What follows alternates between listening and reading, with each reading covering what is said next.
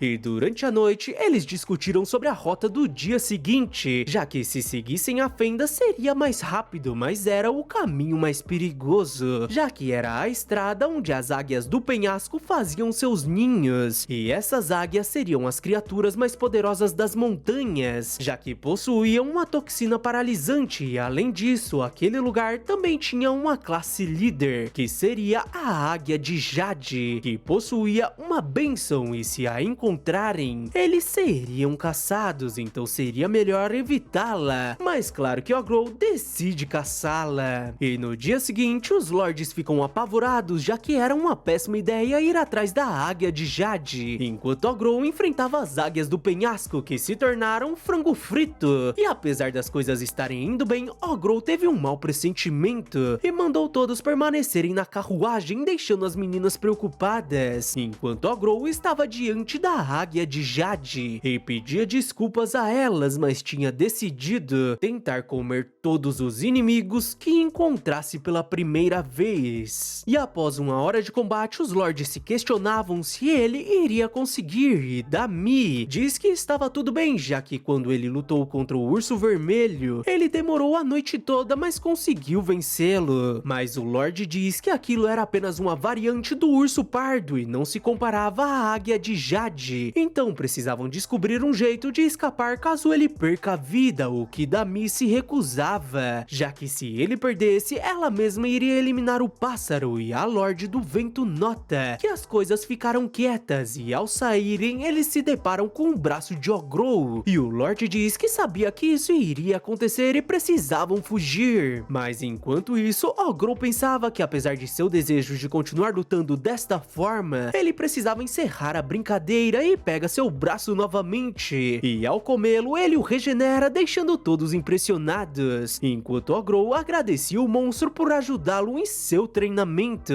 e o prende com suas teias para logo em seguida golpeá-lo, e assim ele derrota a Águia de Jade, apesar de ter imaginado que ela perderia a vida com esse golpe, mas talvez seja mais difícil tirar a vida de uma coisa que possuía uma benção, deixando os lords apavorados. E ao ir pro corpo do monstro, Ogro encontra uma pedra da alma ao lado do coração da águia, deixando as meninas impressionadas, já que nunca tinham visto uma de perto. Afinal, essa pedra era encontrada em um entre 100 monstros de classe chefe que possuíam uma bênção, então ele não poderia comer a pedra, já que podia ser usada para criar itens poderosas, além de poder ser vendida pelo valor suficiente para comprar um pequeno país. Então era melhor encontrarem a melhor maneira de usá-la. E em seguida, eles comem a Águia de Jade, e Ogro adquire diversas habilidades, e sua concha de exoesqueleto foi aprimorada com as asas de Águia de Jade. E naquele dia, Rubilia perguntou o motivo dele sempre devorar as criaturas que eliminava, fazendo Ogro se lembrar de sua vida passada, quando fizeram fizeram a mesma pergunta e sua resposta não tinha mudado, já que apenas eliminava as criaturas pro seu próprio bem e pela sobrevivência. E se encontrá-los significava a perca de alguém, então se pudesse, ele os comeria, para que pudesse carregar seus arrependimentos e rancores. E se lembra que as pessoas que trabalhavam em sua vida anterior acharam aquilo estranho, mas a princesa parecia ter o entendido, apesar de ter ficado quieta depois daquilo. Mas Ogrou tinha certeza que a moleca tinha seus próprios pensamentos sobre o assunto, e mesmo assim pretendia continuar desafiando e comendo os monstros que encontrassem no caminho da jornada. E no dia seguinte, Ogrou e seu grupo chegaram em uma vila onde a população se preparou para enfrentá-lo, mas a princesa moleca resolveu a situação ao invocar seu brasão real, deixando Ogrou impressionado, e em seguida, o líder apresentou a vila para eles que ficariam em sua casa, e até fez a gentileza de oferecer sua melhor bebida para eles. E Ogrou retribuiu sua gentileza oferecendo a bebida élfica, e como Dami deu uma bela surra em um dos aldeões que encostou onde não devia, Ogrou fez uma competição de quem bebia mais e claro que o ogro venceu. E ao deixarem a vila, Ogrou notou que as irmãs não pareciam bem e elas responderam que apenas estavam cansadas, já que cozinharam para toda a vila, então Ogrou decidiu cuidar da janta para que elas possam descansar, mas no dia seguinte todos ficaram preocupados ao perceberem que as irmãs estavam grávidas e suas barrigas inflaram de repente. E como não sabia o que fazer, Ogrou contatou Gobji, já que pensou em retornar para a vila, o que Gobji avisa que seria um erro, afinal eles não teriam tempo porque em breve os bebês nasceriam, e como elas eram humanas, tinha uma chance dos bebês as devorarem por dentro, já que passariam fome, afinal os bebês ogros se alimentavam da nutrição das mães, então teriam que encontrar um local para fazerem o parto. E a situação ficou tão delicada que até mesmo a princesa ficou obediente, e Ogrou ficava cada vez mais preocupado com as garotas, que pedem que ele não faça essa cara, já que ficariam bem, afinal em breve teriam seus bebês. Mas a garota de óculos nota que elas estavam ficando cada vez mais magras e nem mesmo as poções de vida estavam dando conta, então precisavam receber algo de valor nutricional alto, senão perderiam a vida. E por isso Ogrou pede desculpas e avisa que seria algo desagradável e arranca o próprio braço para que as meninas o comam, já que seria melhor que todos os alimentos disponíveis. Mas elas se recusam, apesar de Dami insistir para que elas façam isso,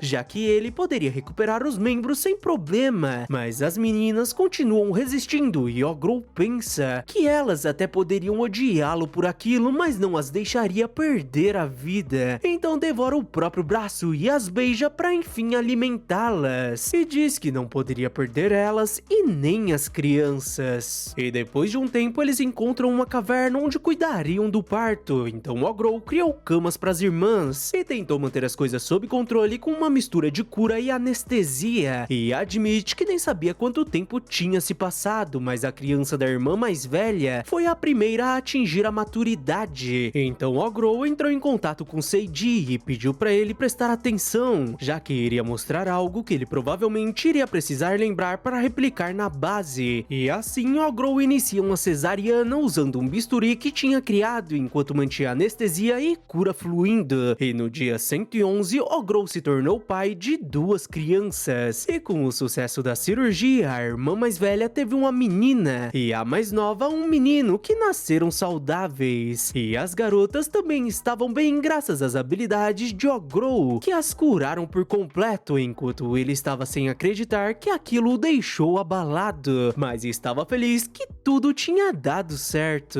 E antes de continuar, não esquece de deixar aquela inscrição para ajudar na nossa meta de 50 mil inscritos e garantir o nosso vídeo especial. E para fazer parte desse sonho que tá quase se tornando realidade, é só curtir e comentar bastante, que isso me motiva muito a continuar com os vídeos diários. E aliás, queria agradecer muito ao Matheus, que se tornou o nosso primeiro membro, e se você também quiser fazer parte, é só clicar aqui em assinatura e garantir sua vaga, já que em breve teremos algumas coisas especiais por lá. Mas agora bora pro anime. E depois do parto, Gobji chamou por Ogrou e o disse que deu uma boa olhada em seus filhos e temia que eles possam ser ogros sangue misto, deixando Ogrou curioso. E Gobji diz que o mundo sempre odiou e tinha medo de quem era diferente, não queria ser cruel, mas talvez seja melhor fazer algo enquanto eles ainda eram crianças, e explica que na maioria das vezes, quando humanas acasalavam com semi-humanos, as crianças obtinham as características dos pais, mas tinha uma chance em 1.000.000 de resultar em um tipo especial de raça chamada sangue misto, que nasciam com uma força humana e semi-humana, e por isso se tornavam odiados por ambos e tratados como monstros que traziam calamidades. E Ogro agradece Gobji por tudo que o ensinou, mas não iria abandonar seus filhos, e se as pessoas iriam odiá-los, então só precisavam dar muito amor a eles sem se importar com o que eram. E Seiji pede que Ogro não se preocupe, já que todos em Parabellum sentiam o mesmo. E quanto aos bebês, eles nasceram com orbes nas mãos, que geralmente eram assinaturas dos lords, e talvez tenha a ver com a quantidade de orbes e esferas de dragão que Ogro tem comido. E aliás, ele colocou o nome da menina de Auro e do menino de Argento, que vinham da cor de seus orbes, mas pelo menos era melhor que qualquer coisa que Gobji escolhesse. E quanto às irmãs, a mais nova se chamava Alma e a mais velha Felícia, que Ogro promete cuidar por toda a vida. E no dia seguinte, Ogro decidiu explorar sozinho para procurar por presas poderosas. Tomara que não seja uma desculpa para comprar cigarro, né? Mas voltando. E foi nesse momento que ele se deparou com uma criatura magnífica que parecia ser de classe chefão, e Ogro reconhece que mesmo com todas suas habilidades, ele teria uma chance de 30% de vencê-lo, o que o deixa extremamente empolgado, enquanto se preparava para o combate, mas o servo apenas o encara e deixa seus chifres caírem para ir embora em seguida, deixando Ogro surpreso com sua movimentação. E apesar de ter certeza que esses chifres dariam algum tipo de habilidade, ele preferiu guardá-los, já que sentiu que seria melhor dá-los para as crianças. E ao continuar explorando, ele se deparou com um grupo misto lutando contra Fomorianos, e reconhece que eles realmente sabiam o que estavam fazendo e com certeza seriam os mais fortes que encontrou neste mundo. Mas parece que o monstro-chefe Balor ainda parecia tranquilo, e aqueles jovens realmente lutaram bem, já que conseguiram derrotar 4 Fomorianos. E quando Balor invoca sua magia definitiva para eliminar o grupo, Ogro decide intervir e o derrota com apenas um feitiço que estava louco para testar, e foi tão poderoso que até mesmo ele ficou assustado. Afinal, não poderia lutar contra essas pessoas se os enterrasse nos escombros. E assim que ele desce até o grupo, eles ficam em alerta, e Ogro diz que não sabia se conseguiria colocar esse monstro enorme na caixa de itens, e pensa que estava na hora de enfrentar o grupo, mas algo passou em sua mente. E apesar de não saber o motivo, o líder do grupo dava a impressão de que poderia ter derrotado Balor se ele não tivesse se intrometido, o que foi o suficiente para o causar certa insegurança. Então, de forma amigável, ele diz que eles fizeram um ótimo trabalho e se apresenta como Ogro, que trabalhava para o indivíduo que abateu Balor, e como seu chefe abateu o monstro, ele iria recolher a carcaça dele e em troca cuidaria dos ferimentos deles, já que assim ele esperava que não teriam problemas. E o garoto agradece sua ajuda e pede que ele agradeça seu líder. E quando Ogro se retira, o guerreiro admite que nunca tinha visto nada parecido com ele. E a garota diz que algo naquele ogro a fez pensar que ele era uma existência única, e o garoto diz que quando o encarou, não ouviu nada, então provavelmente ele ainda não alcançou o despertar épico, e mesmo assim não conseguia fazer nada contra ele. E com a sua habilidade Premonição da Morte, ele pôde ver que as coisas teriam sido péssimas se tivessem lutado contra ele, já que todos teriam sido eliminados. E à noite, Ogro retornou para a caverna e foi recepcionado por seus filhos, que já estavam andando, deixando Ogro emocionado, e em seguida ele aproveitou para alimentá-los com o chifre do cervo branco, e parece que Auro e Argento receberam um grande aumento de força e com certeza se tornariam incríveis quando crescerem. E aliás, ele e a garota ruiva também experimentaram uma pontinha do chifre, e Ogro recebeu a proteção da besta e a habilidade Bendito Filho do Segredo, deixando ele e a menina curiosos, enquanto enquanto ele pensava que um único fragmento do chifre o deu duas habilidades que não conseguiu identificar, e a menina recebeu uma nova ocupação que seria devoradora de besta sagrada, deixando Ogrou aflito. Afinal, tinha cometido um grande erro, já que aquele cervo não era o tipo de criatura com quem ele poderia brincar, mas de qualquer forma, agora ele tinha mais habilidades que não conhecia. E naquela noite, Ogrou excedeu os níveis e adquiriu a evolução para a espécie extinta Lorde Apóstolo, e ao alcançar o avanço evolutivo, alguém o concede o nome verdadeiro, Yaten Dodge, que recebeu a habilidade única Marechal do Pandemônio, além da habilidade Devorador de Demônio do Crepúsculo, e ao atender os requisitos para designação especial de raça, ação e individual, ele recebe 5 habilidades especiais. Mas um erro foi detectado, já que apenas 3 dos 5 requisitos foram atingidos. Para desbloquear as habilidades, então 2 permaneceriam bloqueadas até o requisito ser cumprido, e com isso ele recebeu as habilidades Nêmesis Herege, Pilhagem do Destino e elenco principal da mitologia épico mundial, Lenda do Demônio do Eclipse Negro. E com a Pilhagem do Destino, os subordinados de Yaten Dodge tinham seus destinos sobre seu domínio, e os efeitos do elenco principal seriam ativados automaticamente, e uma mensagem avisa que os subordinados de Yaten Dodge foram selecionados para 8 generais demônios, e também para a habilidade Consorte, que estava oculta, mas devido à falta de qualificação para a habilidade, quando os requisitos forem atendidos, um candidato seria selecionado, e os subordinados selecionados para 8 generais demônios e Consorte receberiam o avanço evolutivo. E assim que amanhece, todos ficam surpresos com a evolução de Ogrou, e a princesa questiona se ele tinha encolhido. Finalizando mais um episódio, muito obrigado que ficou até aqui, não se esquece daquela mega moral com a sua curtida, inscrição e compartilhamento, valeu e até a próxima!